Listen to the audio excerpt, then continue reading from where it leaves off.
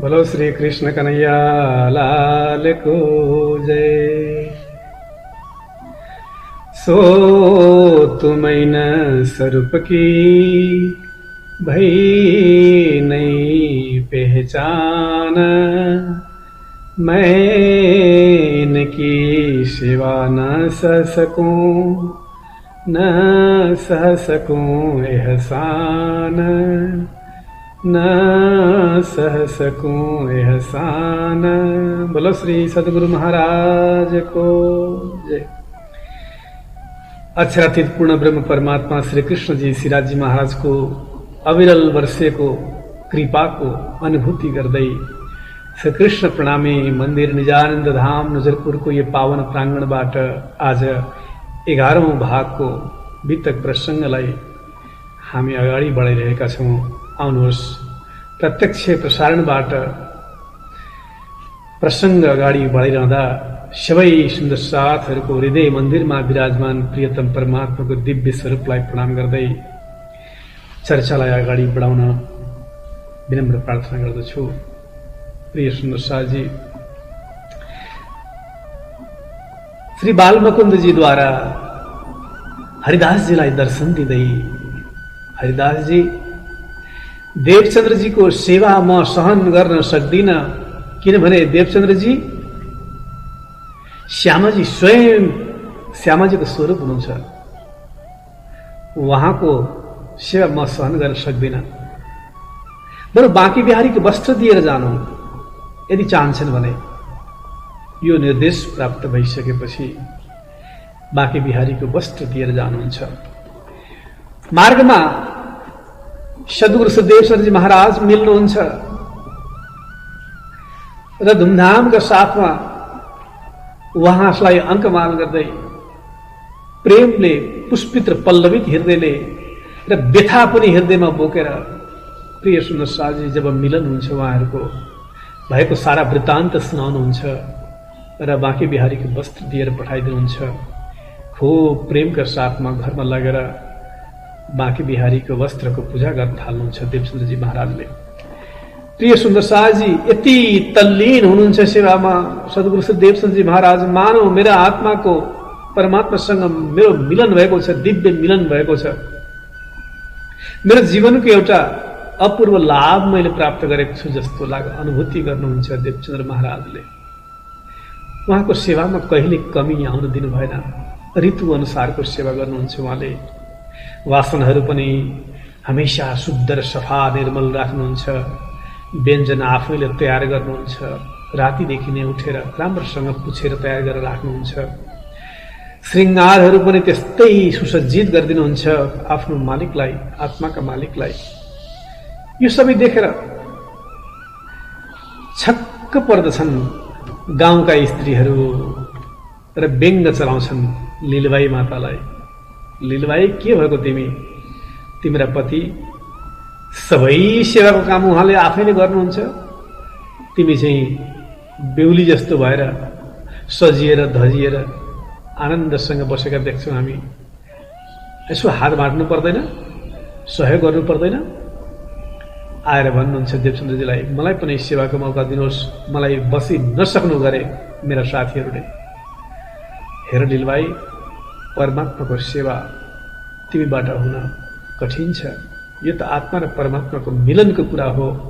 सेवामा अलिकति पनि चुक भयो भने, थोरै पनि कमजोरी भयो भने अतिशय दुःख लाग्नेछ मलाई। बरु मातापिताको सेवा गर तिमी। अरू सेवाका कार्यहरू धेरै छन्, त्यसमा संलग्न हुनु, तर मेरा परमात्माको सेवा म आफैले गर्छु। प्रिय सुन्दर साथजी, श्री कृष्ण प्रणामी धर्म निजानन्द सम्प्रदायमा पूजालाई सेवा पूजा भन्ने गर्दछौँ हामीहरू। किनभने सेवा जहाँ जोडिएको छ त्यहाँ प्रेम गाँसिएको हुन्छ। प्रेम बिनाको सेवा मात्र कर्मकाण्ड हुन्छ, कर्ममा मात्र सीमित हुन्छ। आज म मेरा परमात्मालाई यस्तो प्रकारको श्रृङ्गारले सुसज्जित गराउँछु, यस्ता यस्ता प्रकारका व्यञ्जनहरू तयार गर्छु भनेर पहिल्यै मनमा सारा विचारहरू तयार भएर मानसिक रूपमा तयार भएर हामी जब मन्दिरमा प्रवेश गर्दछौँ त्यसबेला लाग्दछ मानव म मेरा आत्माका मालिकसँग एकाकार भएको छु सेवामा। त्यो भाव जाग्नु पर्दछ। प्रिय सुन्दर शाहजी, हामीले सेवा पूजामा आफूले आफूलाई यसो चिन्तन गर्ने हो भने कसरी समेट्ने प्रयास गरेका छौँ विचार गरौँ त। बिहान बेलुका सो आरती गरेको भरमा अनि सुखडी यसो चढाएको भरमा हाम्रो सेवा पूजा पुरा हुने गर्दछ।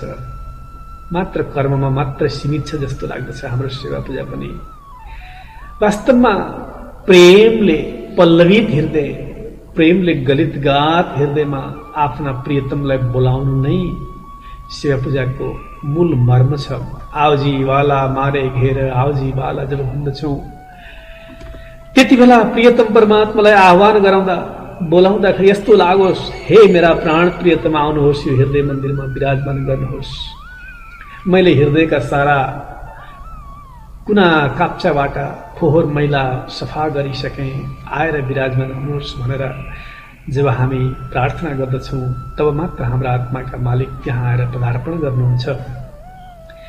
अगरबत्ती चढाएर आरती मात्रै गरेर भोग व्यञ्जन मात्र बनाएर सेवा पूजा त्योभन्दा अझ बढी छ सेवा पूजाको महिमा। यो त मानसिक सेवालाई अझ ठुलो सेवा मानिएको छ। प्रेमको साथमा परमात्मासँग एकाकार हुनु नै सेवा पूजा हो। यो त ध्यान हो, यो त चितवनी हो सेवा पूजा भनेकै। यहाँ पनि सद्गुरु महाराजले यस्तो अनुभूति गरिनु भएको छ, मानौ मेरा प्रियतम मेरा साथमा हुनुहुन्छ, उहाँको चरण समातिरहेको छु म भन्ने लाग्दछ उहाँलाई। महामतीजी पनि भन्नुहुन्छ, मुख थी सेवा तुलसी कहूँ जो तो अंतर आड़ो टाल, अनेक विधा सेवा तणी तूने उपजसे तत्काल। रास ग्रन्थको तेस्रो प्रकरणमा महामतीजी उल्लेख गर्नुहुन्छ, म सेवाको विषयमा के भनौँ, सेवा गर्न लगाएर गरिने सेवा चिज हो र? त प्रेमबाट भित्रबाट उत्पन्न हुनुपर्दछ। म गरौँ जस्तो लाग्दछ, यो त मेरो जीवनको अलभ्य लाभ जस्तो लाग्दछ, तब मात्र सेवाको महिमा बुझ्न सकिन्छ। प्रिय सुन्दर शाहजी, हाम्रा पनि अनेक प्रकारका समितिहरू छन्।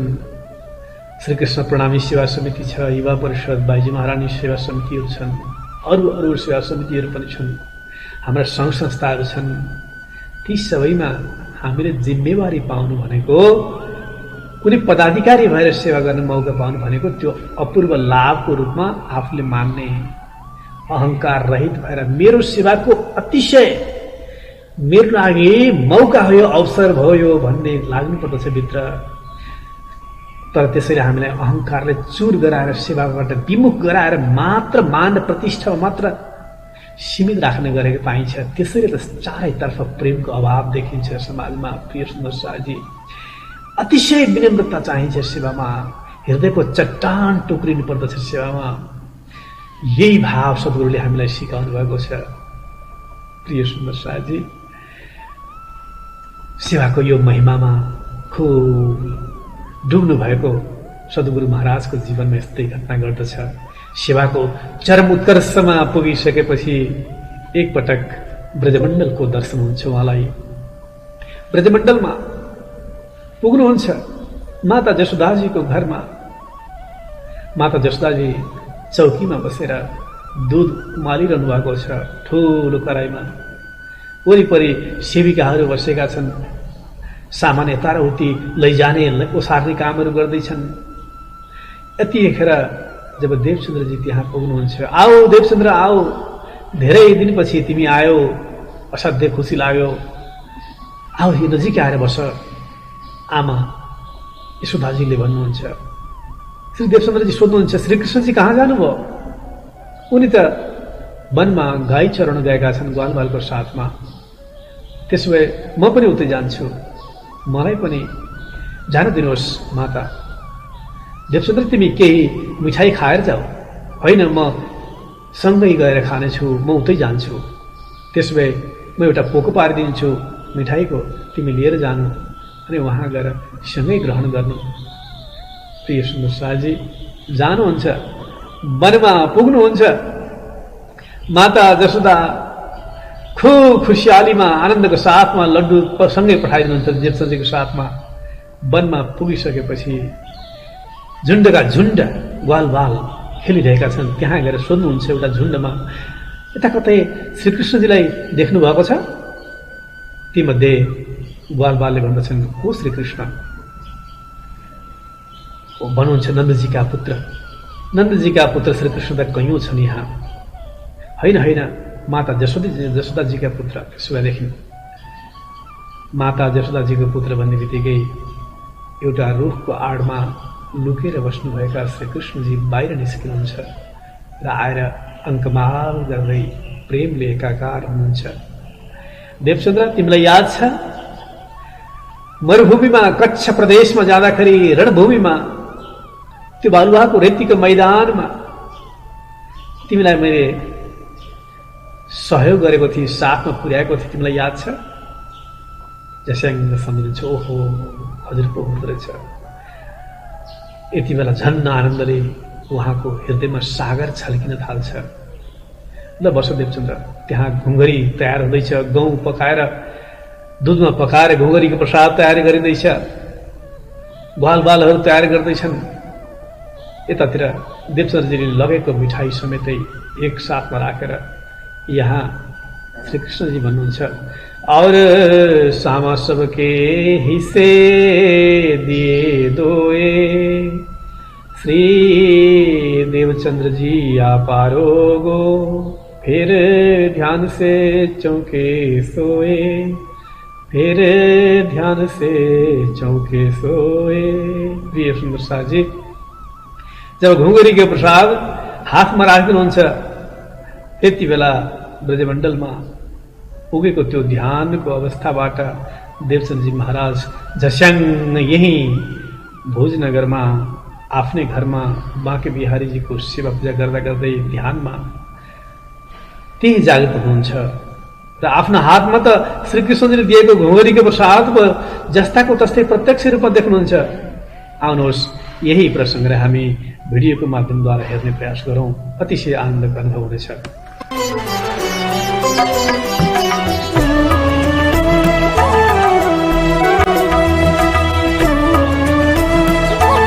प्रणाम माते यशोदा। आओ देवचंद्र, बहुत खुशी हुई तुम्हारे आने से। सब कुशल मंगल तो है ना? सब ठीक है माते यशोदा। ये तो श्री कृष्ण जी की याद आ गई तो उनसे मिलने चला आया। कहाँ हैं वे? कृष्णा तो अपने मित्रों के साथ उपवन में खेलने गया है।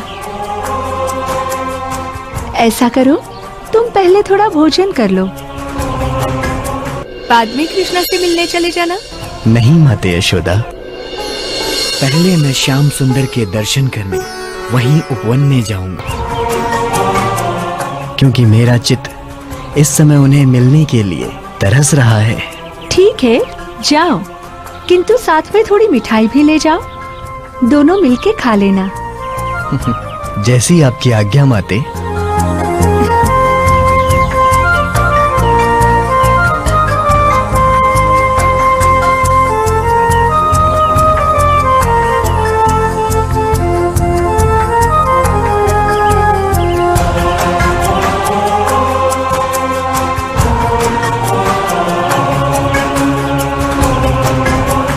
देवचंद्र,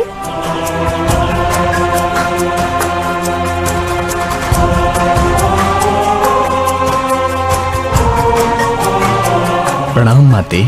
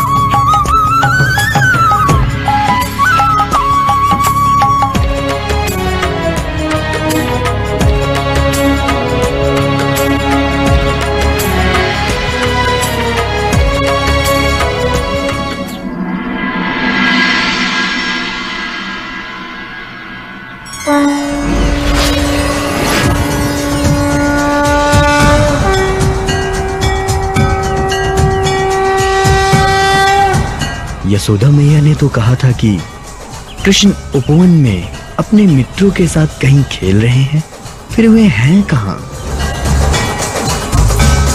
अरे भाई सुनो,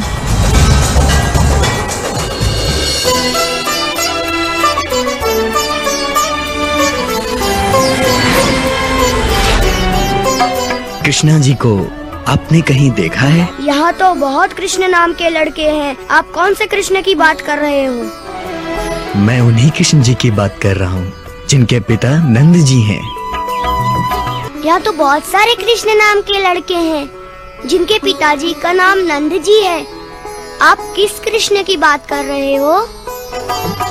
मैं यशोदा मैया और नंद जी के पुत्र कृष्ण जी की बात कर रहा हूँ। कान्हा, कान्हा,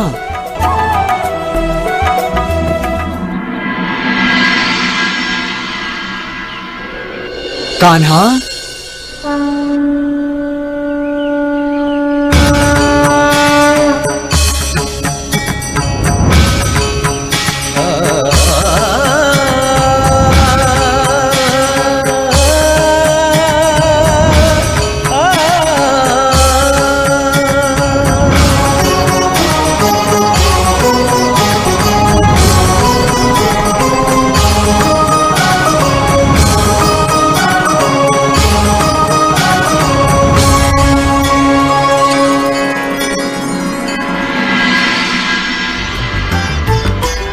हे श्याम सुंदर, इतनी देर से आप कहाँ थे? मैं कितनी देर से आपको ढूंढ ढूंढ कर परेशान हो गया था। मैं तो उस पेड़ के पीछे तुम्हारे उतावलेपन का आनंद ले रहा था देवचंद्र। आओ हम वहीं चल के बैठते हैं।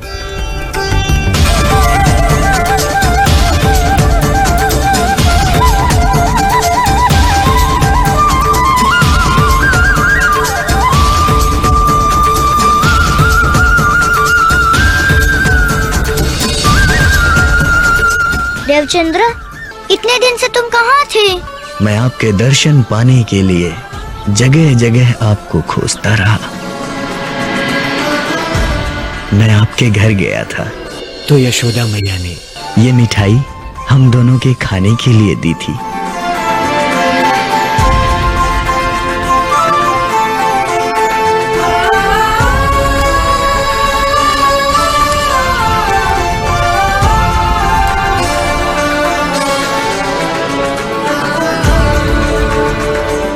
मिठाई? मुझे भी चाहिए मिठाई। तो लो, घुघरी के साथ मिठाई तुम सब में बांट लो और हम दोनों के 2 हिस्से एक ही पत्तल में ला के देना।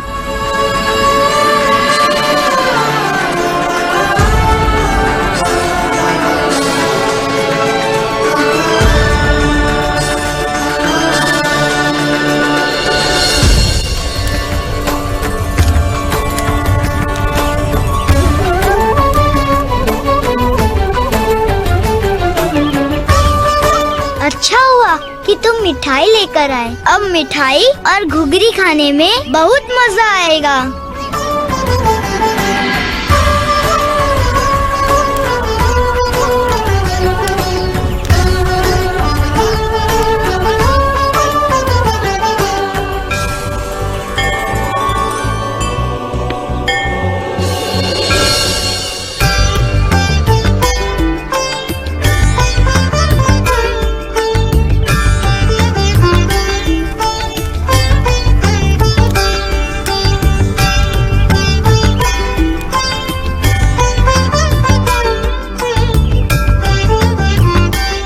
देवचंद्र,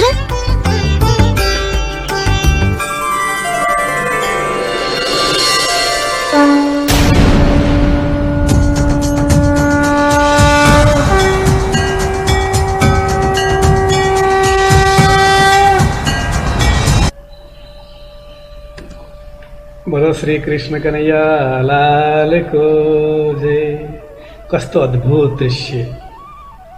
त्यो निर्मल हृदयमा प्रियतम परमात्माको साक्षात्कारको अनुभूति सद्गुरु श्री देवचन्द्र जी महाराजलाई ब्रजमण्डलको दर्शनको माध्यमद्वारा स्वयं घुँघरीको प्रसाद आफ्नो हातमा प्रत्यक्ष रूपमा प्राप्त हुन्छ। सम्भव छ प्रिय सुन्दर शाहजी, सम्भव छ। यसको लागि प्रिकन्डिसन, पूर्व शर्त अन्तस्करणको शुद्धि एक मात्र हो। जति जति हामी निर्मल र पवित्र बन्दै जान्छौँ, प्युरिफाइड हुँदै जान्छौँ, उति उति प्रियतम परमात्माको अनुभूति सम्भव छ।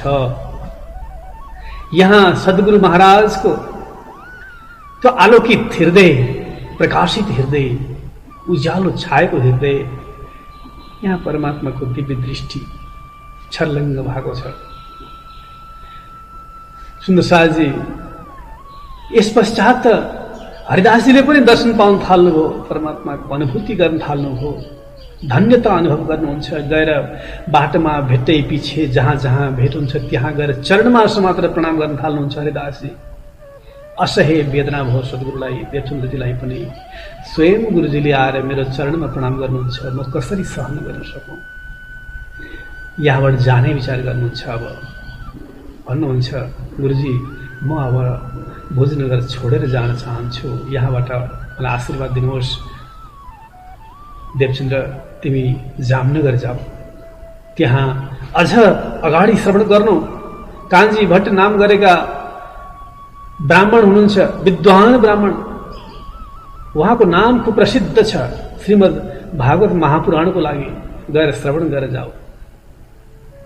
त्यसपछि भुजनगरबाट सपरिवार देवचन्द्र महाराज जामनगर प्रस्थान गर्नुहुन्छ।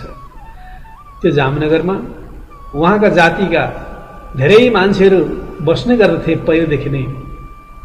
वित्तको 5औं प्रकरणमा यहाँ लालदासजी भन्नुहुन्छ, अब यहाँ से आए बीच हलार देश, तहाँ नौतनपुरी मिने बहुत जमा भय खेस, बहुत जमा भय खेस। बोलो श्री सद्गुरु महाराज को। त्यसलाई नवानगर पनि भनिएको छ। जामनगरलाई नवानगर किन? श्रीकृष्णजीद्वारा आफ्ना रानी तथा सारा प्रजाहरूलाई जब द्वारिका जलमग्न हुने तयारी थियो, त्यति बेला अर्जुनलाई निर्देशन गर्नुहुन्छ, अर्जुन एउटा छुट्टै गाउँ बसाऊ, त्यो ठाउँमा गएर नयाँ बस्तीमा बसेर यहाँका सारा प्रजाहरूलाई गएर राख्नु, द्वारिका त जलमग्न हुन लाग्यो। यो निर्देश सुनेपछि स्वयं अर्जुनले नवानगरको स्थापना गर्नुभएको थियो भन्ने प्रसङ्ग हामीले सुन्ने गरेका छौँ।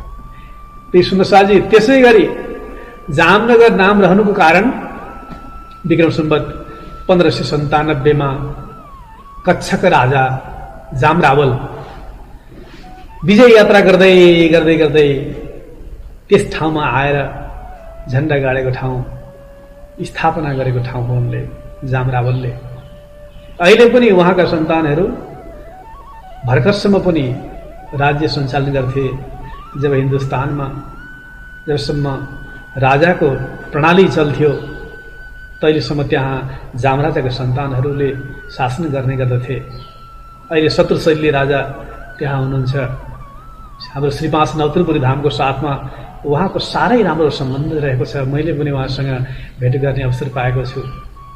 12,000 पारणमा उहाँलाई निमन्त्रणा गर्नको लागि पूज्य महाराजश्रीको निर्देशअनुसार, आज्ञाअनुसार हामीहरू उहाँको दरबारमा गएका थियौँ।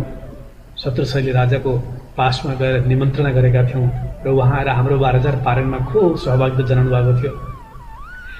त्यसरी जामनगर जामरावलद्वारा स्थापित त्यो नगर भएको हुनाले जामनगर रह्यो भने नौतनपुरी चाहिँ श्री देवचन्द्रजी महाराजद्वारा तारतम ज्ञानको त्यो प्रकाश समग्र जामनगरमा फैलाउनु भएको र एउटा नूतन जीवनको सञ्चार गर्नुभएको हुनाले, नयाँ जीवनको सञ्चार गर्नुभएको हुनाले त्यसलाई नौतनपुरी पनि भनिएको छ। तारतमको प्रकाशले प्रकाशित गर्दै नयाँ जीवनको सञ्चार, दुःखमा पीडामा छटपटाइरहेको जीवनलाई आनन्दको सागरमा त्यहाँ डुबाउने काम गर्नुभयो सद्गुरु श्री देवचन्द्रजी महाराजले। त्यसैले नौतनपुरी नामकरण गरियो। प्रिय सुन्दर शाहजी, एकपटक मधुमेहताजी त्यहाँ कोतवालीमा जागिर खानुहुन्थ्यो, लेखापढीको काम गर्नुहुन्थ्यो, लेखापालको जिम्मेवारी सम्हाल्नु भएको थियो उहाँले। एक दिन उहाँले आफ्नो कार्य व्यस्तताको कारणले गर्दा कोतवालीमा जान सक्नु भएन, उपस्थित रहन सक्नु भएन र देवचन्द्रजीलाई भन्नु, पुत्र तिमी गएर आज मेरो बदलामा त्यहाँको कार्य सञ्चालन गरेर आउनु, सँगसँगै जानु र काम गरेर आउनु। कोतवालीबाट मान्छे बोलाउन आउँछन्, मतुबेताजी कहाँ हुनुहुन्छ, किन ढिलो भइसक्यो, आज आउनु भएन काम गर्नको लागि, लेखापालको काम तपाईँले सम्हाल्नु भएको छ, आउनुहोस्। देवचन्द्रजी घरबाट निस्किनुहुन्छ, भन्नुहुन्छ पिताजी त हुनुहुन्न, आज मलाई लिएर काम सम्हाल्नको लागि भनेर जानुभएको छ, आज्ञा गर्नुभएको छ, म जान तयार छु। त्यो भन्दा पहिला जब कोतवालीबाट बोलाउनको लागि मान्छे गएको थियो, ढोकैमा पुगेर ऊ सुनिरहेको हुन्थ्यो। देवचन्द्र महाराजले आनन्दको साथमा, खुब प्रेमको साथमा परमात्माको भजन गाइरहनु भएको थियो भित्र, कोठाभित्र बसेर। त्यो सुनेर असाध्यै आनन्दमा डुबेर बाहिर एकछिन सुनेर बसेको थियो त्यो मान्छेले। र ढोका खोलेर जब देवचन्द्रजी निस्किनुहुन्छ, अनि भन्दछन् उनले, कति सुन्दर भजन गाउनु भएको तपाईँले, ओहो ल हिँड्नुहोस्, जाउँ, अफिसको काम सम्हाल्नुको लागि जाउँ। उहाँ गएर कोतवाली जानुहुन्छ, हाकिमको पासमा पुगेपछि त्यो अर्को व्यक्तिले भन्दछ, हाकिम साहब देवचन्द्रजी मतुबेताको पुत्र हुनुहुन्छ, असाध्यै सुन्दर भजन गाउनुहुन्छ परमात्माको। ए त्यसो भयो भने एउटा भजन गाएर सुनाउँ त, हाकिमले आज्ञा गर्दछन्। तर देवचन्द्रजीलाई मनमा अशान्त हुन्छ, म जहाँ पायो त्यही यो भजन सुनाउने मेरो कुनै पनि प्रकारको बानी छैन, आदत छैन, म त परमात्माको भजनमा मस्त रहन्छु, म जहाँ पायो त्यही सुनाउन चाहन्न। यति भनिसकेपछि हाकिम पनि रिसाउँछ, देवचन्द्रजी महाराज पनि अलिकति अशान्त हुँदै, त्यसो भए म जान्छु घर भनेर हिँड्नुहुन्छ त्यहाँ सबै कुरा त्यतिकै छोडेर। प्रिय सुन्दर शाहजी जो परमात्मा प्रेममा लिन्छ, रच्छ, उसको लागि मात्र परमात्मा र आत्माको मिलन नै सर्वेश्वर हुन्छ। तानसेनका गुरुजी हरिदासजी पनि यस्तै थियो, परमात्माको भजनमा खुब लिनुहुन्थ्यो। यसै गरी सद्गुरु महाराजले पनि रात दिन परमात्माको भजनमा आफूलाई एकाग्र गर्दै आनन्द मग्नमा भएर बस्नुहुन्थ्यो। सुन्दर शाहजी यति बेला विक्रम सम्वत 1665 को समय भएको छ, कार्तिक महिनाको छ। कान्छी भट्टको पासमा जानुहुन्छ भागवत श्रवण गर्नको लागि। कान्छी भट्ट जामनगरका ठुला विद्वान हुनुहुन्थ्यो। श्रीमद् भागवत महापुराण वर्षौंदेखि श्रवण गराउनुहुन्थ्यो। ठुला ठुला चौधरीहरू आएर श्रवण गर्दथे। सद्गुरु महाराजले, देवचन्द्र महाराजले पनि भागवत श्रवण गर्नको लागि अठोट गर्नुभयो र 1665 को कार्तिक महिनादेखि सुरु गर्नुभयो। निष्ठापूर्वक, निरन्तरताको साथमा, सत्कारपूर्वक र एउटै आसनमा बसेर मनयोगका साथमा श्रीमद् भागवत महापुराण श्रवण गर्न थाल्नुभयो। शाहजी भनिएको पनि छ नि, शतो दीर्घकालै नैरन्तर्यं सत्कार सेवितो दृढभूमि। दृढतापूर्वक, निष्ठापूर्वक, सत्कारपूर्वक र एउटै आसनमा जमेर नसाजी हामीले श्रवण गर्न सक्छौँ। यसरी एकछिन 1 घण्टा चर्चा सुन्नु पर्यो भने पनि त्यही खास खुसखुस सुरु हुन्छ। घरका कुराहरू त्यहाँ चल्न थाल्छन्। उता चर्चा चलिरहेको छ, यता खास खुसखुस चलिरहेको हुन्छ, गफ चलिरहेको छ, गन्तन चलिरहेको छ। अनुशासन हामीले जानेनौँ, कहिले पनि जानेनौँ। अनुशासन मात्र होइन, 3 वटा स्टेप पार गर्नु पर्दछ। पहिलो श्रवण, ध्यान दिएर कान दिएर सुन्ने, एकदम एकाग्रबाट सुन्ने। त्यसपछि मनन, त्यसलाई चिन्तन गर्ने र निधिध्यास र त्यसलाई जीवनमा उतार्ने। यस्ता प्रकारले 3 स्टेप पार गर्न सकियो भने मात्र हाम्रो जीवनमा रूपान्तरण आउँछ, नत्र आउँदैन। सद्गुरु महाराजले यही गर्नुभयो। सुन्नुभयो, ध्यान दिएर एकदम निष्ठापूर्वक, निरन्तरता, निष्ठापूर्वक निरन्तरता, सत्कारपूर्वक गुरुजी प्रतिको सत्कार र एउटै आसनमा कहिले त्यसमा भङ्ग हुन नदिने। सुन्दर शाहजी सुपात्र हुनुहुन्थ्यो देवचन्द्रजी।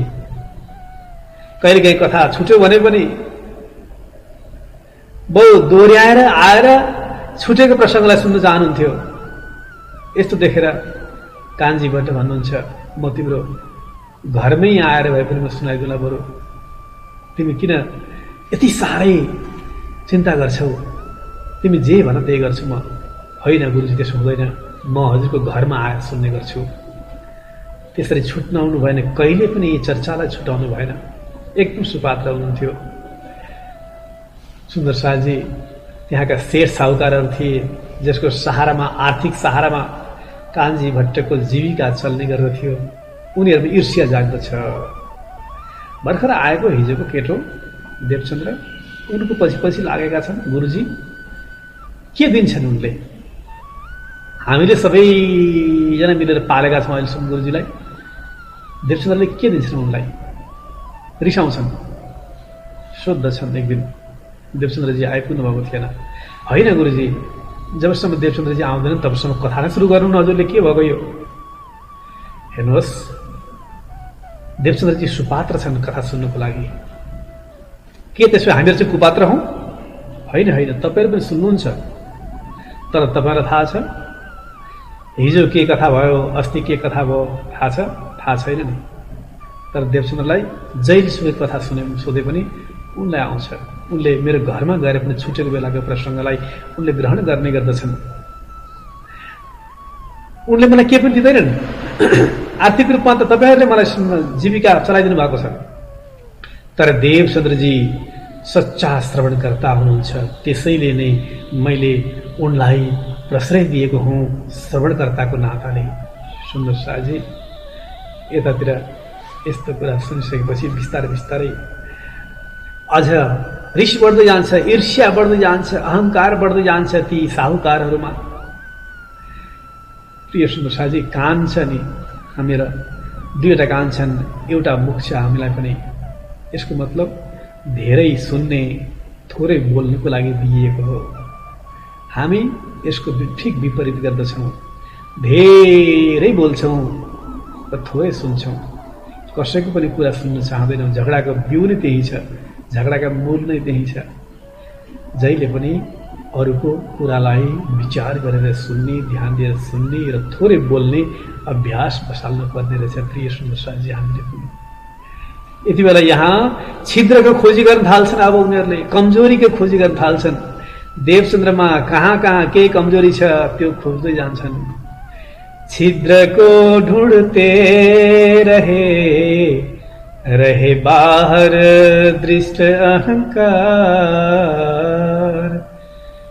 मार्ग को पावे नहीं रहे रब्द को तैयार।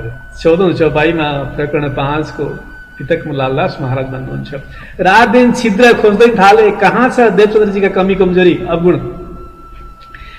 सुन्दर शाहजी, एउटा कुरा हामीलाई थाहा छ नि, हाम्रो तल पनि मान्छेहरू छन्, माथि पनि मान्छेहरू छन्।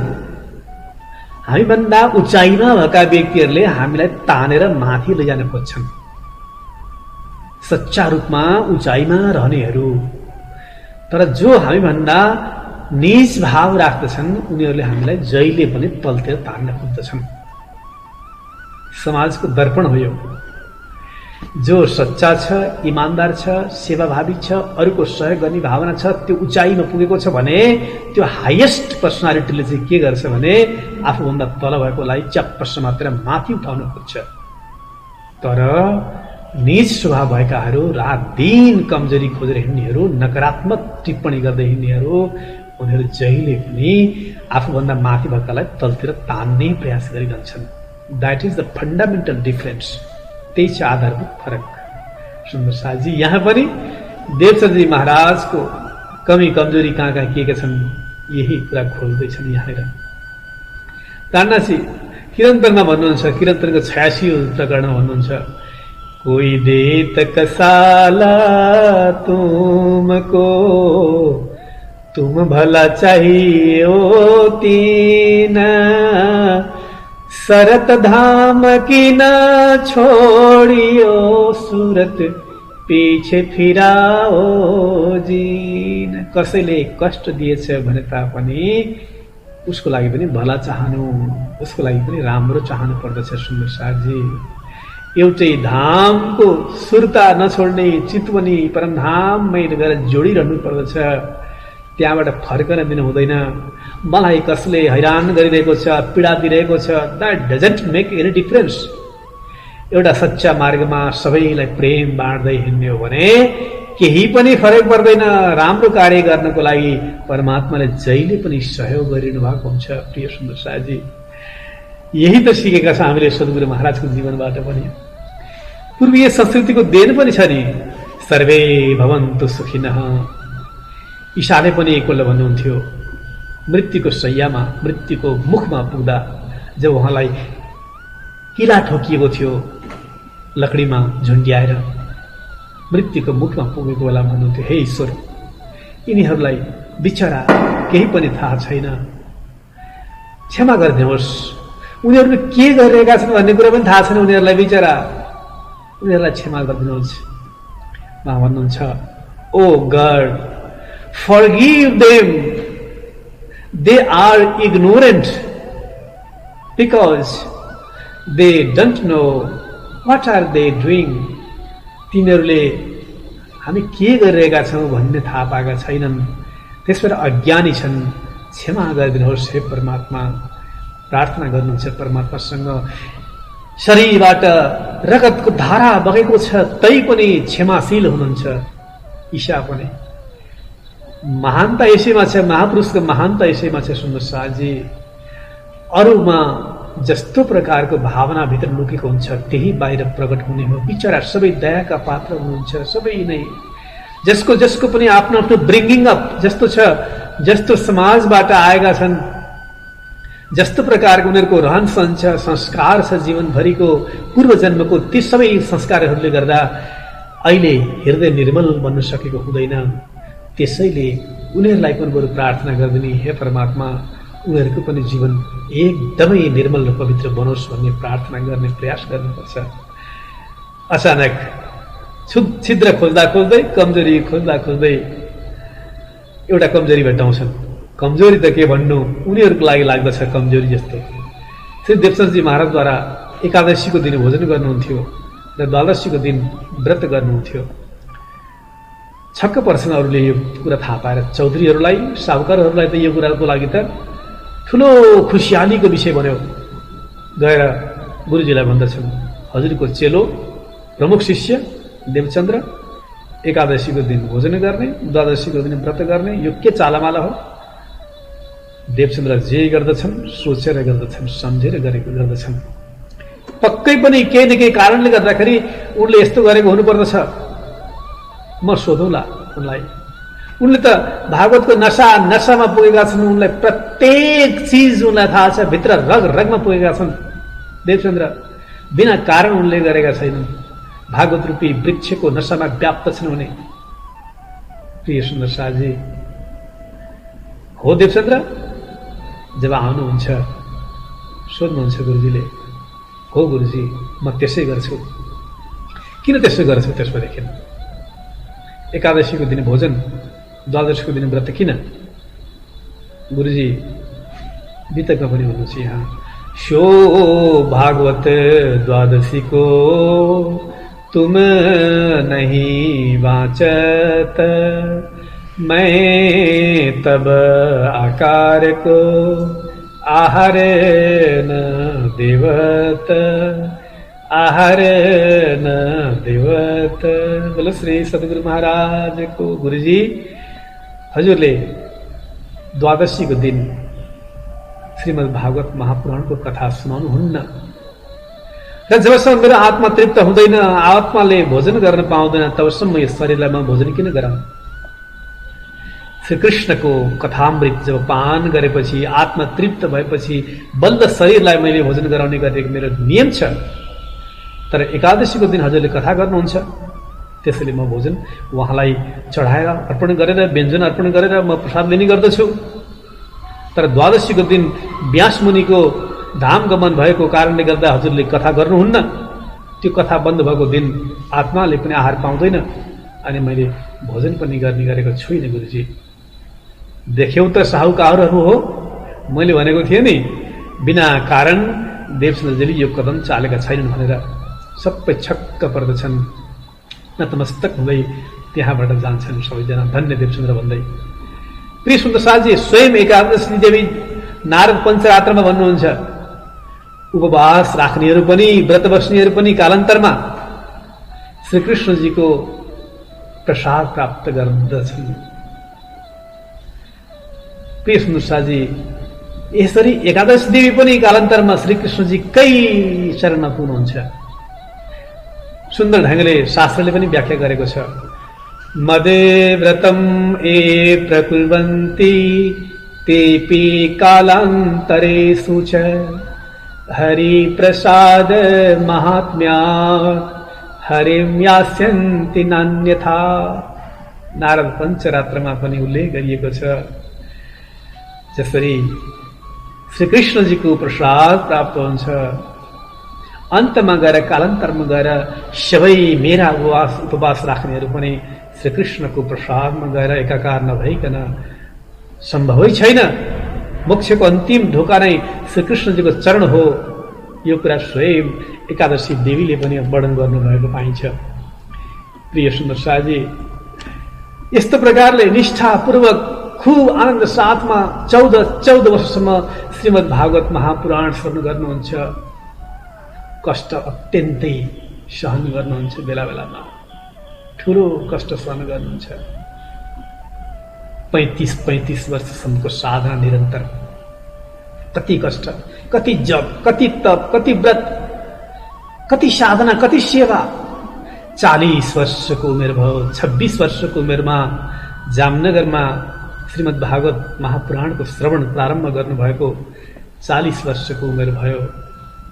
यति बेला पूर्ण ब्रह्म परमात्मा आत्माका मालिकको दर्शनको लागि पृष्ठभूमि तयार हुँदैछ। सुन्दर साथी, 14 वर्ष लो निष्ठा बंध बचन ग्रहे सारी सनंद कई जप तप किए व्रत नेम सेवा सर्प सन्ह अति प्रेम सेवा सर्प सन्ह अति प्रेम। बोलो श्री सद्गुरु महाराज को। प्रकटवाणीको चौपाई 63 सुन्दर रूपमा वर्णन गर्नुहुन्छ। कयौं जप तप नियम व्रत उपवास साधना सेवा पश्चात बल्ल बल्ल त्यो परम तत्त्वको अनुभूति गर्नुभएको छ। तर ठुलो परीक्षाको घडी आएको छ। यति बेला ठुलो परीक्षाको घडी। कुनै पनि चिज अमृत तत्त्वको चिज प्राप्त गर्नुभन्दा पहिला एउटा ठुलो परीक्षाबाट गुज्रनु पर्ने हुन्छ। प्रिय सुन्दर साथी, ज्वरो आउँछ। देवचन्द्रजी महाराजलाई 14 वर्ष करिब पुरा हुन लागेको छ। अतिशय ज्वरोले छटपटाउनु छ, टाइफाइड हुन्छ। घरबाट मातापिताले जान दिनुहुन्न, रोक्ने प्रयास गर्नुहुन्छ, वैद्यलाई ल्याएर बोलाउनुहुन्छ। नजाऊ बाबु नजाऊ भन्नुहुन्छ। निको भएपछि जानु भन्नुहुन्छ। वैद्यले आएर दबाई दिन्छन्। सन्निपात हुन लागिसकेको छ, टाइफाइड हुन तयार छ। अब बाहिर जान दिनुहुन्न। अलिकति पनि हावा लाग्यो भने मैले दिएको दबाई काम लाग्दैन, औषधि काम छैन। यति बेला आमा भन्नुहुन्छ, होइन नगई छोड्दैन, छोरो त जान्छ। त्यसो भए म यो दबाई दिन्न, वापस दिनुहोस् मेरो औषधि। रिसाउँछ वैद्य पनि। म जसरी पनि राखौला देवचन्द्रलाई, म जान दिन्न भन्नुहुन्छ। पिताको कठोरता त्यहाँ झल्किन्छ। शरीर जीर्ण भएको छ। प्रिय सुन्दर साथी, यहाँ माता पिताको संवाद सँगसँगै पिता पुत्रको संवाद चल्छ। अब यति बेला पिताजी भन्नुहुन्छ, देह राखे होए धर्म। हे देवचन्द्र, यो शरीर भएन भने के को धर्म हुन सक्छ र? शरीरको जतन गर्न सकियो भने मात्र धर्म हुन्छ। देवचन्द्रजी भन्नुहुन्छ, पिताजी अहो धर्मो रक्षति रक्षितः। धर्मलाई रक्षा गर्न सकियो भने रक्षा हुन्छ बल्ल। धर्म राखेको देह है भन्नुहुन्छ देवचन्द्रजी। धर्मलाई जोगाउन सकियो भने मात्र यस शरीरको काम छ, नत्र के काम? शरीर जाओस् बरु केही फरक पर्दैन। पिताजी भन्नुहुन्छ शरीर माध्यम खलु धर्म साधनम, होइन देवचन्द्र होइन, सबै धर्मको साधन नै शरीर हो भन्नुहुन्छ। अन्तमा जिद्दी गर्नुहुन्छ होइन मेरो शरीर आवश्यकता छैन, धर्ममा हानि पुग्यो भने अथवा धर्ममा म एकाकार हुन सकिनँ भने, बाधा आयो भने मेरो शरीर रहेको कुनै मतलब छैन भन्नुहुन्छ। यति भन्दा भन्दै अचानक भुइँमा पछारिनुहुन्छ, मूर्छा पर्नुहुन्छ सुन्दर साहजी। यो मूर्छा परेको प्रसङ्गलाई हामी यहाँबाट देख्छौँ कस्तो प्रकारले यहाँ प्रसङ्ग अगाडि बढ्दछ। आउनुहोस् यहाँ हामी दर्शन गरौँ। यति बेला श्री कृष्णजीको साक्षात् दर्शन हुने अवसर नजिक आइसकेको छ। आउनुहोस्।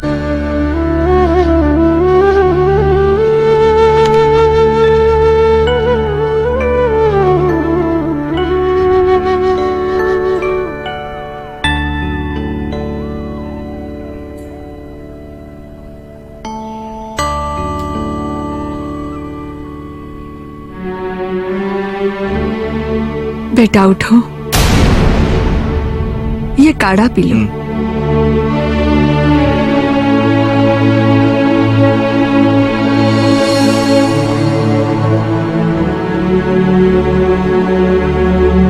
काढ़ा पी लो बेटा।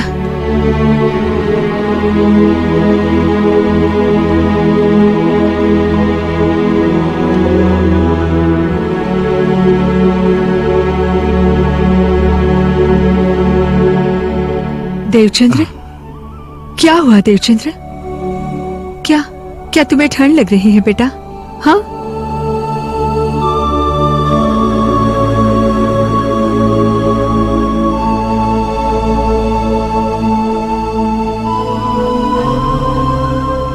अरे ये क्या बचपना है? हाँ? तुमने सुना नहीं था वैद्य जी ने क्या कहा था? पुत्र, तुम्हारा बाहर जाना खतरे से खाली नहीं है। और तुम्हारे पिताजी ने भी तुम्हें बाहर जाने से मना किया है। मैं जानता हूं मां, किंतु कथा श्रवण किए बिना मैं नहीं रह सकता।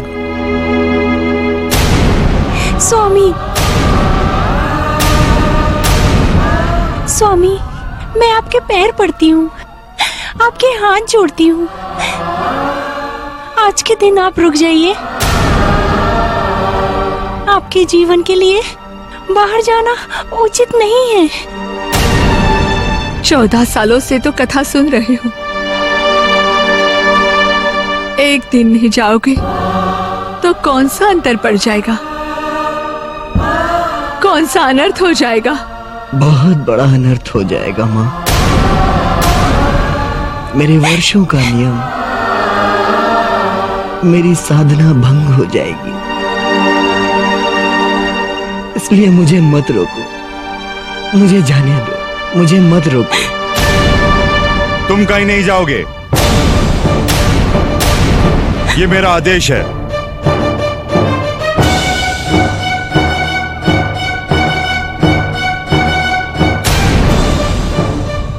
लगता है तुम ऐसे नहीं मानोगे, मुझे तुम्हारे साथ जबरदस्ती करनी पड़ेगी।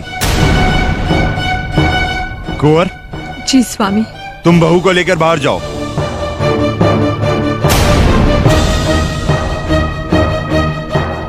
सुनो देवचंद्र, आज तुमने मेरी बात ना मानकर मुझे बहुत विवश कर दिया है कि मैं तुम्हें अपने घर में कारागार का अनुभव दूं। पिताजी, मैं आपसे विनती करता हूं, मेरे साथ ऐसा मत करिए। बस, मैं और कुछ सुनना नहीं चाहता। पिताजी सुनिए तो सही। पिताजी,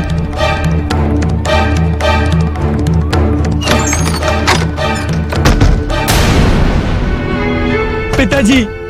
कुछ भी हो जाए, सुबह तक कोई दरवाजा नहीं खोलेगा। पिताजी,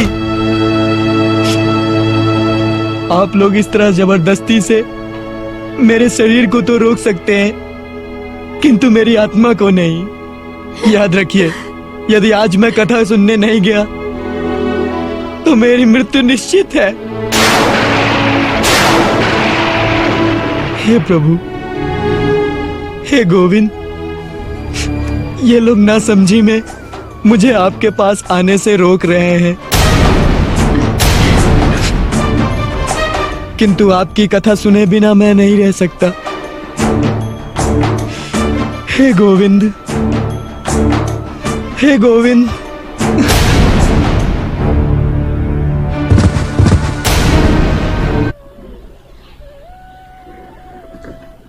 बोलो श्री कृष्ण कन्हैया लाल को जय। प्रिय सुंदर शाह जी, सदगुरु श्री देवचंद्र जी महाराज को त्यो हृदय विदारक प्रसंग हामीले भर्खर दृश्यको माध्यमद्वारा, भिडियोको माध्यमद्वारा हेऱ्यौँ। परीक्षाको घडी, असाध्य असाधारण परीक्षाको घडी यति बेला सामना गरिरहनु भएको छ देवचन्द्रजी महाराजले, किनभने त्यो अमृत तत्व अब फलीभूत हुने तयारीमा छ। त्यो अमृत तत्व तारतम ज्ञान त्यहाँ प्रकट हुने तयारीमा छ। अक्षरातीत पूर्ण ब्रह्म परमात्माको दिव्य दर्शनको समय आएको छ। त्यो प्रसङ्गलाई हामी भोलि समेट्ने प्रयास गर्नेछौँ। आजको लागि यही विश्राम गर्दै सबै सुन्दर साजीहरूको हृदय मन्दिरमा विराजमान प्रियतमको त्यो दिव्य स्वरूपलाई प्रणाम गर्दै आजलाई विश्राम गरौँ। प्रणाम प्रणाम प्रणाम। आउनुहोस् अन्तिम प्रार्थना गरौँ। या तुम हो तैसे कीजियो, मैं अर्ज करूं मेरे पीर। या हम जैसे तुम जीन करो, मेरा कल्पत लग जाए जीव जी।